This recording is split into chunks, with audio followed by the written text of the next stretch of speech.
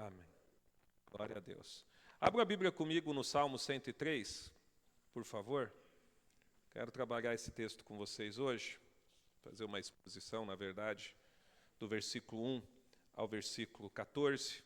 Esse é um salmo de Davi, e eu penso que esse salmo tem muito a nos ensinar sobre uma adoração sincera a um único Deus e a sua misericórdia, a misericórdia de Deus, ao mover dele, mediante a sua graça, no plano de salvação de Deus para todos aqueles que se entregam a Cristo Jesus. Também é um salmo que nos ensina a ser grato a um Pai amoroso. E essa gratidão a esse Pai amoroso deve ser o tom da nossa vida diante do Senhor. A maioria das pessoas, irmãos, tiveram pais, ou conheceram os seus pais, a maioria. Uns pais bons, outros pais que não eram tão bons. Mas independente se era um pai bom, um pai ruim, todos esses pais aqui na terra são pais pecadores. Porém, quando nós olhamos para a paternidade desse Deus, que é o Criador de todas as coisas, a gente vê um Deus de amor, a gente vê um Deus de misericórdia, e a gente vê que há uma necessidade para nós, como servos do Senhor, louvar e engrandecer esse Deus. Então vamos ler, você vai deixar a sua Bíblia aberta, à medida que a gente for lendo, for fazendo a exposição, a gente vai continuando a leitura. Versículo 1 e 2 diz assim: Bendiga a minha alma o Senhor, e tudo o que há em mim, bendiga o seu santo nome. Bendiga a minha alma o Senhor, e não se esqueça de nenhum só de seus benefícios. Feche os seus olhos mais um instante. Pai, nessa noite, mais uma vez, nós oramos a Ti, pedindo, Senhor, que o Senhor fale ao nosso coração, pedindo, Deus, que Tu abras a nossa mente, que o Senhor dê entendimento acerca da Tua palavra, em nome de Jesus. Amém. O salmista começa dizendo que nós devemos bendizer: bendiga a minha alma ao Senhor, e tudo que há em mim, bendiga o Teu santo nome. Quando a gente pensa em tudo que há em mim, a gente não pensa numa adoração, numa oração ou em algo que seja superficial, porque está falando de tudo que há nele. Nós precisamos nos recordar, relembrar, que nós sempre estamos diante de um Deus de amor, um Deus soberano, um Deus gracioso, um Deus que salva, um Deus que transforma vidas, um Deus que cura, um Deus que manifesta o seu amor, um Deus que nos surpreende na forma e na maneira que Ele cuida de nós. E Deus cuida de nós de muitas formas. Deus cuida de cada pessoa de maneira especial, surpreendendo muitas vezes pelo cuidado, mas também permitindo que passemos por situações difíceis para que Ele nos molde para sermos alguém mais parecido com Cristo. Porque é isso que o Senhor está fazendo. Ele está nos conformando à imagem do Seu Filho, à imagem de Cristo Jesus. Então o salmista começa falando acerca de enaltecer, de louvar, de glorificar a Deus e o Seu santo nome. E quando a gente pensa em enaltecer, em louvar, em glorificar, a gente precisa lembrar que quando o salmista fala isso, ele fala que com tudo que ele tem. Então não pode ser algo superficial. A nossa adoração a Deus não pode ser algo feito da boca para fora. Não pode ser algo que a gente faz apenas para cumprir um ritual, mas tem algo que vai muito além. Porque verdadeiramente, quando nos reunimos para adorar e cultuar o nosso Deus, nós estamos diante de um Deus poderoso, de um Deus que merece toda adoração, de um Deus que merece o nosso reconhecimento. E esse reconhecimento ele precisa ser expresso em louvor e entrega. Por isso que não pode ser algo superficial, porque algo superficial a gente fala da boca para fora. Um amor superficial não é um amor de demonstração. Um amor superficial não é um amor de sacrifício. Quando a gente ama alguém de verdade, a gente se sacrifica. a gente se entrega, a gente vai mais longe do que poderíamos, porque a gente ama com tudo, né? A gente ama, então a gente quer bem. Quantos pais ficam acordados quando o filho está doente à noite, vendo se está com febre? Quantas mães levantam de noite para cobrir o filho porque sabe que ele se descobre enquanto está dormindo num dia de frio? Isso é cuidado. Vai além. E muitas vezes essa mãe, esse pai se sacrifica, sabendo que no dia seguinte vai trabalhar, vai levantar cedo, não vai ter tempo para descansar. E quando a gente transforma isso para Deus, nós não podemos oferecer menos do que isso, porque nós estamos diante de um Deus poderoso, amoroso, gracioso, de maneira que a nossa adoração, o nosso louvor, ele tem que ser algo verdadeiro. Ele tem que ser fruto de uma entrega sincera. Ele tem que ser fruto de uma adoração verdadeira, de uma devoção verdadeira. E aí a pergunta que a gente precisa fazer para nós nessa noite é: como é que tem sido a minha vida de entrega diante de Deus? Como é que tem sido a minha vida de adoração? Como é que tem sido a minha vida de exaltar esse Deus soberano? Eu tenho feito como salmista, bendiga a minha alma ao Senhor, e tudo que há em mim bendiga o seu santo nome. Eu tenho exaltado, eu tenho adorado, eu tenho louvado, eu tenho glorificado a Deus na entrega da minha vida diante do Senhor? Ou a minha adoração permanece no campo da superficialidade? É possível a gente falar o evangeliquez, é possível a gente assumir os costumes de uma igreja sem de fato estar sendo sincero na sua adoração para com Deus. E a gente precisa olhar para o nosso coração e sondar o nosso coração e verificar, com a ajuda de Deus, se a nossa entrega tem sido uma entrega genuína de adoração ao Senhor, ou se tem sido apenas algo da boca para fora. Ou se tem sido algo apenas que eu falo, mas não vivo. O salmista está falando de um adorar que envolve todo o ser, de um adorar com um fervor espiritual, de um adorar de reconhecimento de quem é esse Senhor. Deixa o bichinho voar, irmãos, olha para mim. De quem é esse Senhor. É uma adoração de alguém que reconhece que só em Cristo há salvação. É uma adoração de alguém que reconhece que Deus providenciou um meio para que nós fôssemos salvos. É uma adoração de alguém que reconhece que não há outro caminho, que não há outro lugar na qual nós devemos nos entregar, espiritualmente falando, senão na presença desse Deus Todo-Poderoso. É louvor, é engrandecimento de Deus, é fazer as coisas para exaltar a Deus, é se dedicar para glorificar o nome do Senhor, é ter uma vida diante da sociedade que expressa o Deus que você serve. É as pessoas olharem para você e não verem um religioso apenas exterior, não, é olhar para você e ver, olha, essa pessoa é um cristão genuíno, é uma pessoa piedosa, é diferente, tem um caráter diferente, ele é um adorador de Deus, ele serve a Deus de fato e de verdade.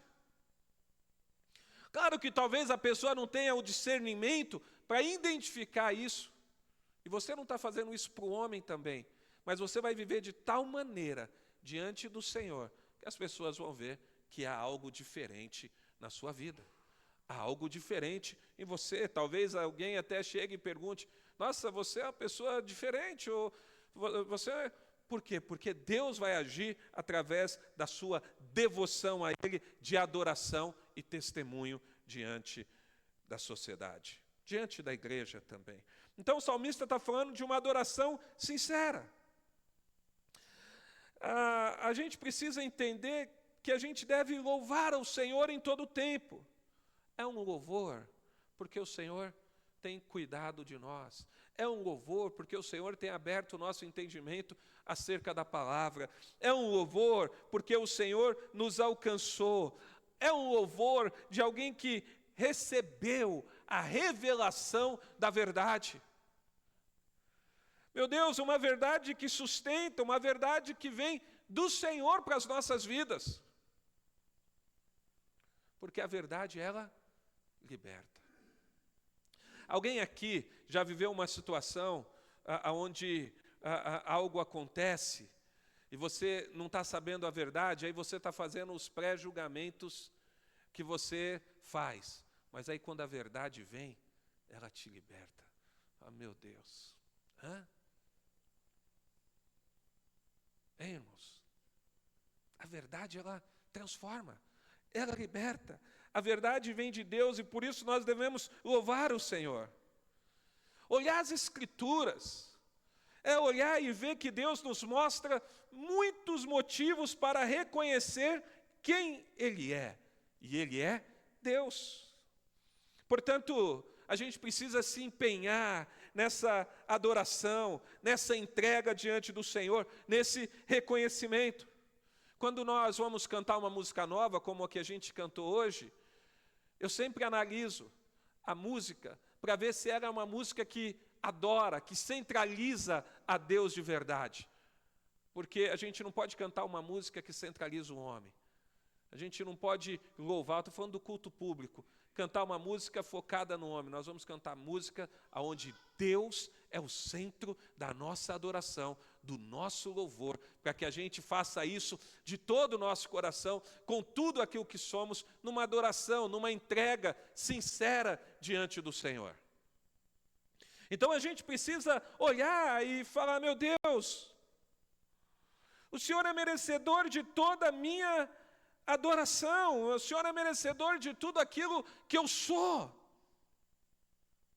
Porque quando a gente reconhece quem é Deus, a gente valoriza Ele e se entrega diante dEle numa adoração sincera e verdadeira. Reconhecer a Deus é se entregar a Ele em adoração. Reconhecer a Deus é a gente ver que a gente precisa adorá-lo com toda intensidade. Pedro vai falar, olha, no outro tempo vocês eram gentios. Acho que foi o apóstolo Pedro que falou. Mas agora que a gente conhece a verdade, nós precisamos muito mais nos dedicar a esse Deus, como outra hora nós nos dedicávamos às nossas paixões mundanas. Porque a gente vivia preso no pecado, subjugado pelos valores do mundo. A gente vivia em situação de caos, aonde nós dedicávamos toda a nossa vida para fazer aquilo que a gente queria ou desejava. E aí o Senhor nos envia a verdade dEle. Ela abre os nossos olhos. O Senhor nos conquista para a família de Deus, para o seu povo, nos faz parte do seu corpo. Não tem como a gente imprimir menos entrega agora do que outra hora. Agora nós precisamos ter mais ainda de esforço para adorar e reconhecer o nosso Senhor. O salmista está dizendo, eu vou bendizer com tudo que eu sou. Ele diz no versículo ainda, versículo 2, bendiga minha alma, Senhor. Bendiga minha alma, o Senhor. E não se esqueça de nenhum só dos seus benefícios. Tudo que há em mim, bendiga o teu santo nome. Versículo 3 ao 5, ele diz assim, olha aí, irmãos, Ele é quem perdoa todas as suas iniquidades. Ele é quem cura todas as suas enfermidades. Quem da cova redime a sua vida e coroa você de graça e misericórdia. É Ele quem enche de bens a sua vida, de modo que a sua mocidade se renova como a da águia. Então a gente exalta e olha para as Escrituras e vê que Ele é um Deus misericordioso. A misericórdia dele nos alcançou. A Bíblia diz que as misericórdias do Senhor são a causa de nós não sermos consumidos. A Bíblia também diz que as misericórdias do Senhor se renovam a cada manhã. Ele é um Deus misericordioso. Ele é um Deus que, quando nós confessamos a Cristo, pela fé como nosso único e suficiente Salvador, quando nós nos arrependemos, porque sem arrependimento não há remissão de pecados, quando o Senhor nos constrange e nós nos arrependemos diante dEle, Ele perdoa todas as nossas iniquidades. Então, se você confessou o pecado, e a Bíblia diz que aquele que confessa alcança a misericórdia, você recebeu o perdão dos seus pecados, você recebeu a misericórdia do Senhor. A gente não pode se esquecer, nós somos pecadores. Nós temos diversas dificuldades. Quantas dificuldades nós temos. Nós somos pessoas limitadas, frágeis. Mas a Bíblia diz que o Senhor é misericordioso. E é Ele quem pode nos perdoar os pecados. Então, mesmo diante da nossa limitação, mesmo diante da nossa fraqueza, eu não estou dizendo de falta de esforço, nós precisamos se esforçar para viver uma vida santa. Mas o Senhor é aquele que perdoa. Ele é um Deus que nos perdoa. E esse é o caminho para todas as demais bênçãos que nós temos nele. Primeiro, nós somos perdoados por Ele. O Senhor supre aquele vazio do nosso coração. O Senhor nos mostra quão importante é estar em Tua presença, quão importante é conhecer a Tua palavra, quão importante é estar diante dEle em adoração, em louvor, em entrega. Deus é Deus. Por isso, Ele é quem pode perdoar e nos purificar dos nossos pecados. Olha o que diz 1 João, capítulo 1, versículo 8 e 9. Diz assim: se dissermos que não temos pecado nenhum, a nós mesmos enganamos, e a verdade não está em nós. Se confessarmos os nossos pecados, Ele é fiel e justo para nos perdoar os pecados e nos purificar de toda injustiça. Essa sem dúvida, é a primícia do cuidado de Deus conosco. É a primícia do cuidado dEle, mediante a sua misericórdia. Por quê? Porque nele encontramos perdão para os nossos pecados. Sabe qual é o maior problema que o ser humano tem no mundo? Não é dinheiro. O maior problema do ser humano não é falta de saúde. Claro que todo mundo quer gozar de uma boa saúde. Ninguém quer padecer de enfermidade. O maior problema do mundo é o pecado. Porque o pecado, ele tem um salário pesado. E o salário do pecado é a morte. Essa é uma dívida caríssima. Porque não está falando apenas de morte física. Está falando de morte espiritual também. A separação para sempre de todo Deus. Para sempre do nosso Deus. Então, quando a gente olha que em Deus a gente tem perdão dos pecados, a gente vê que isso é a primícia do cuidado dEle para com as nossas vidas. Só isso é motivo para nós adorarmos o Senhor com tudo que nós somos. Porque Ele tira do nosso coração, Ele tira da nossa vida o sentimento de culpa. Ele tira da nossa vida aquele sentimento de pecado. Mas é claro que a Bíblia deixa claro, se confessarmos os nossos pecados a Deus, se reconhecermos quem somos diante do Senhor, então o Senhor é aquele que perdoa, e só isso é o suficiente para que nós o adoremos e nos entreguemos diante dEle. E quando eu falo de entregar-se, quando eu falo de se render, eu preciso que você faça uma reflexão. Se verdadeiramente você é alguém que tem se rendido e se entregado diante do Senhor. Porque a gente sabe quando a gente está se entregando a algo. A gente sabe quando nós estamos nos rendendo a alguma coisa. A gente sabe o tempo que nós dedicamos para viver a nossa vida lá fora. O tempo que nós nos dedicamos para conquistar os nossos alvos e os nossos objetivos. O tempo que nós dedicamos com os nossos quereres pessoais. Será que a gente tem o mesmo empenho naquilo que é tangível no sentido espiritual?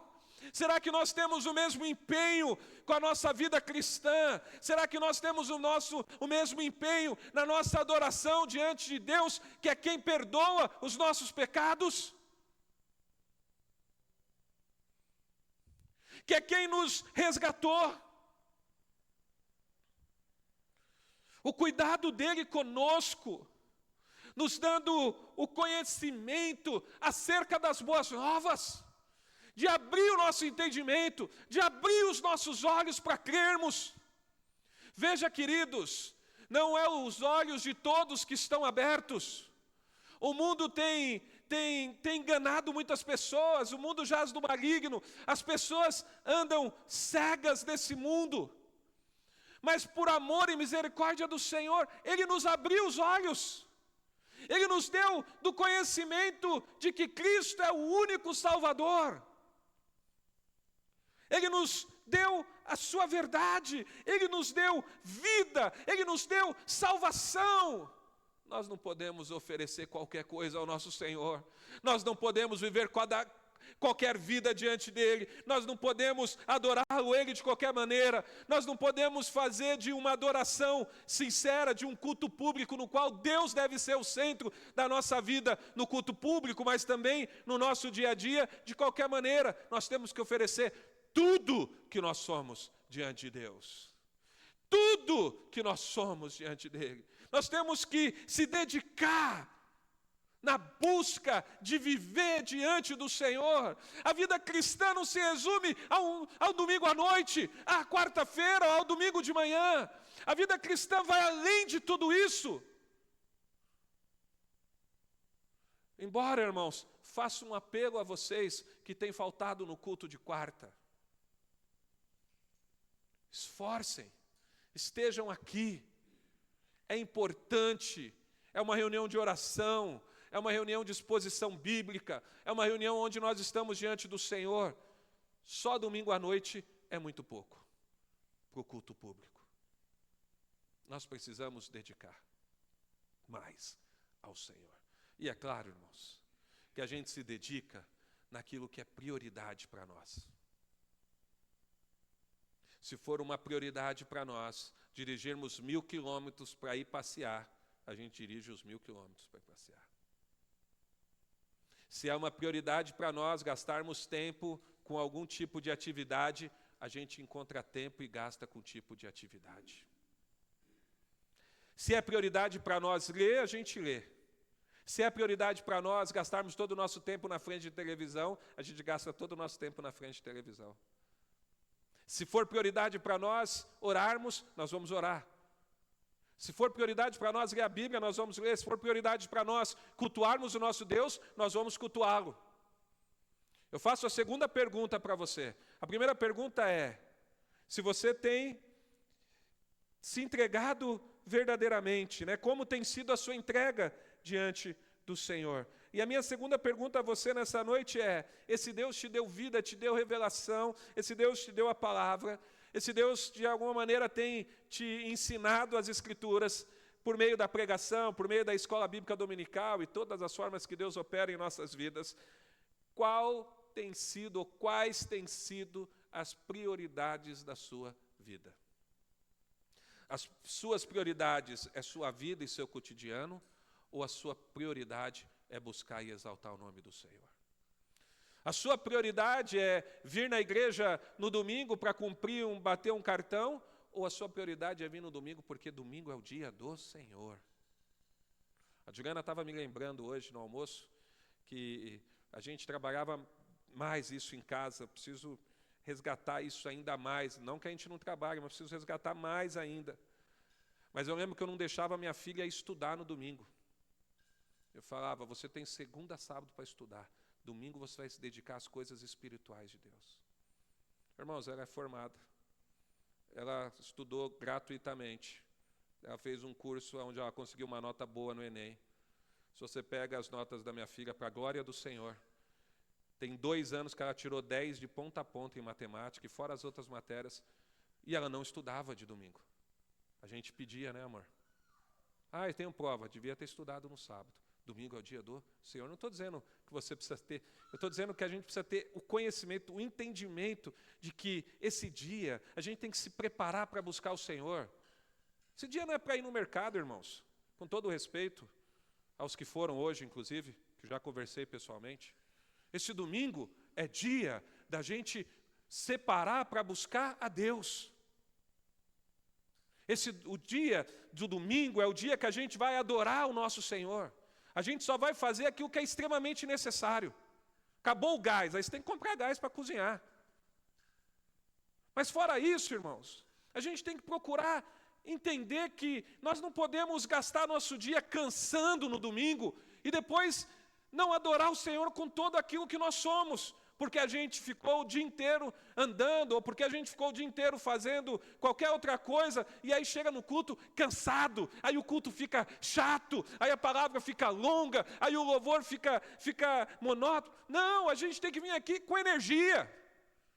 Sair de casa, irmão, mais cedo. A igreja é o quintal da sua casa aqui nesse bairro. A maioria mora perto. Como é que chega atrasado? Como é que chega atrasado para cultuar esse Deus? Está de brincadeira.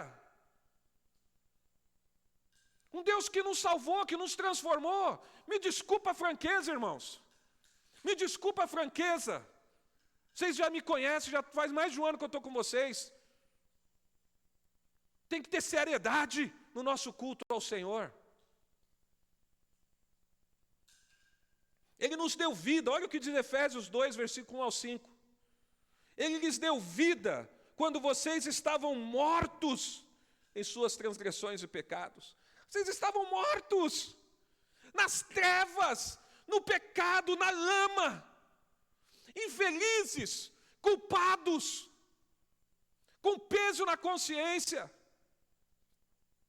no quais vocês andaram no outro tempo, segundo o curso deste mundo, segundo o príncipe da potestade do ar, do espírito que agora atua nos filhos da desobediência. Entre eles também nós, todos andávamos no passado, segundo as inclinações da nossa carne, fazendo a vontade da carne, fazendo a vontade dos pensamentos. Éramos por natureza filhos da ira, como também os demais. Mas olha o versículo 4, irmãos. Mas Deus, sendo rico em misericórdia, por causa do grande amor com que nos amou, sendo rico em misericórdia, por causa do grande amor que nos amou, estando nós mortos em nossas transgressões, nos deu vida juntamente com Cristo. Nós estávamos mortos, mas em Cristo nós recebemos vida. Todos os homens estão mortos em seus pecados, envolvidos, absorvidos na lamaçal do pecado e da escuridão, até que Deus os alcança e dá vida, e redime, porque é isso que Deus fez. Ele nos deu vida, Ele nos redimiu dos nossos pecados. Portanto, não existe vida fora de Deus. Fora de Deus só existe ilusão. Tem um museu, não sei se está aí um museu lá no shopping. Como que é aquele shopping que eu gosto de ir, amor? Jockey. Tinha lá um museu da ilusão.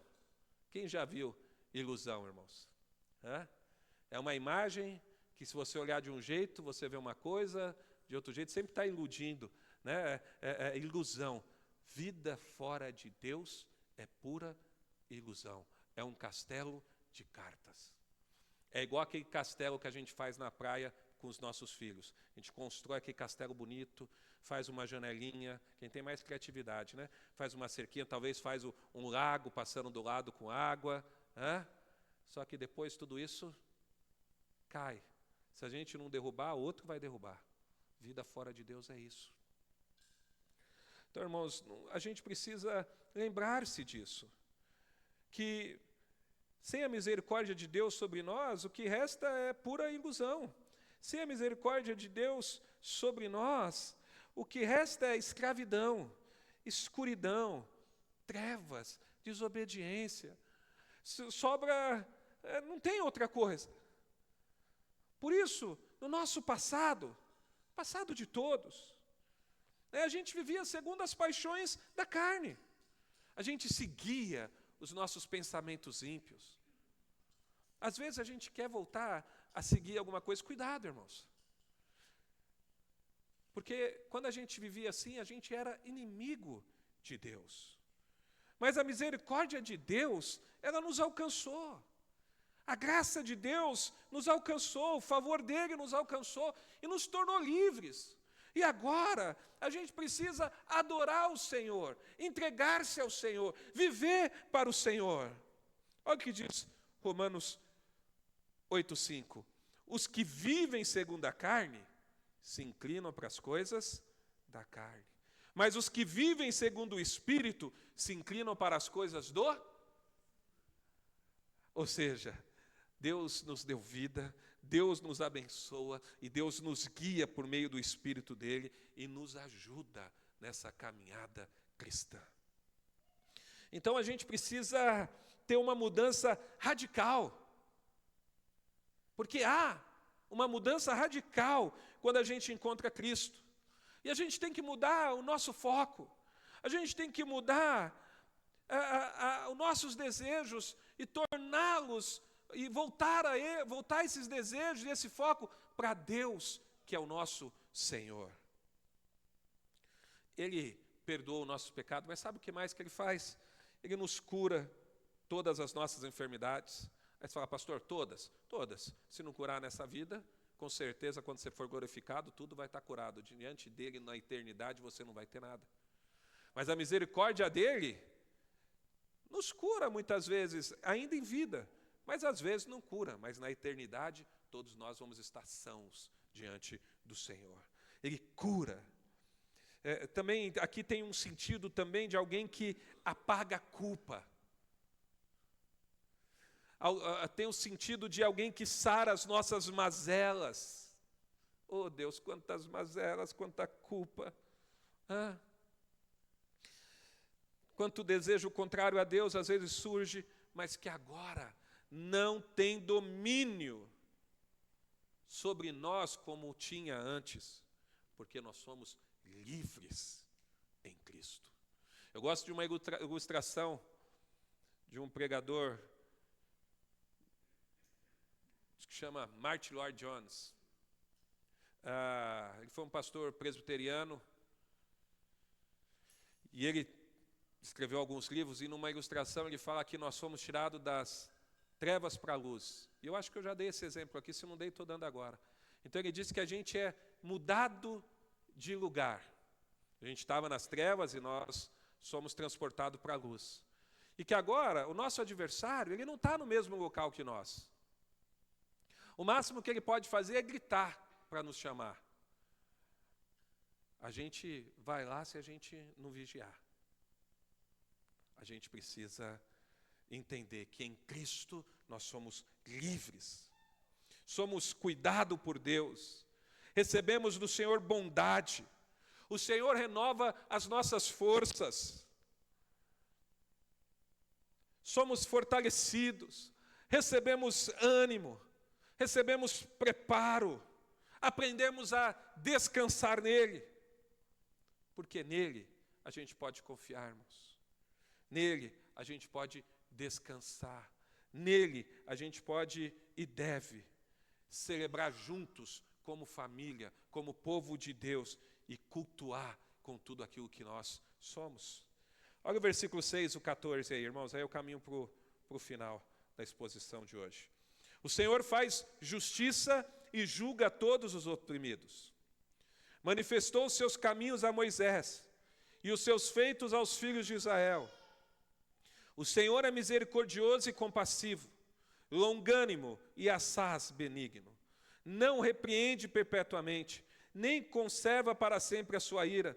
Não nos trata segundo os nossos pecados, nem nos retribui consoantes as nossas iniquidades, pois quanto o céu se alteia acima da terra, assim é grande a sua misericórdia para com os que temem. Deixa eu ver aqui o versículo. Quanto dista o oriente do ocidente, assim afasta de nós as nossas transgressões. Como um pai se compadece dos seus filhos, assim o Senhor se compadece do que os teme. Aleluia. Né? Então, o Senhor é um Deus que se compadece de nós, pois Ele conhece a nossa estrutura e sabe que somos pó. Né? Então, só para ler aqui na versão NAA. Então, o Senhor é quem nos mostra o caminho. O Senhor é Deus que faz justiça a todos quantos estão oprimidos. Ele é quem revela o caminho. Ele é quem mostrou o caminho, que mostrou a Moisés. Ele é que tem nos revelado a verdade. É Ele que tem revelado a verdade aos seus filhos. A Bíblia diz, tardio em irar-se. A gente se ira rapidamente, sim ou não, igreja?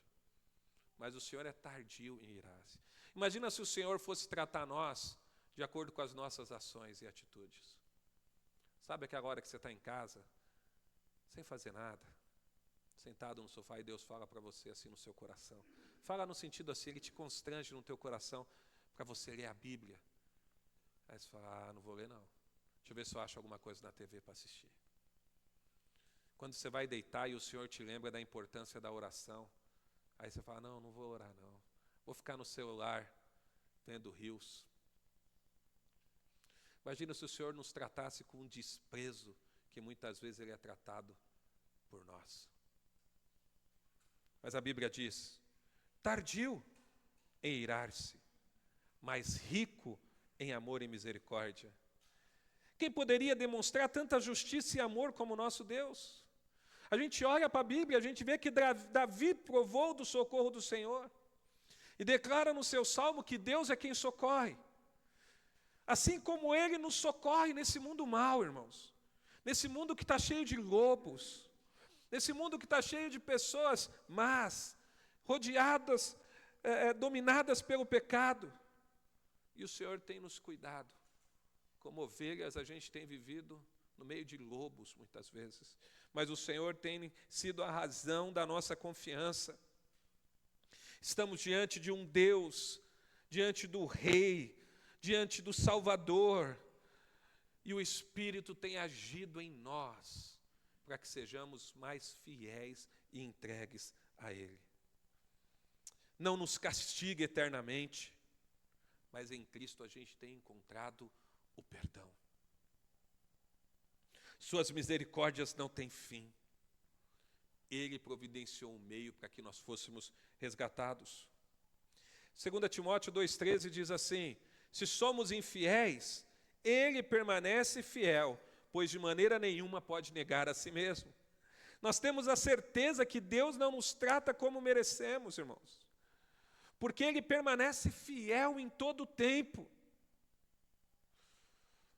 A sua misericórdia não tem fim para aqueles que estão em Cristo Jesus.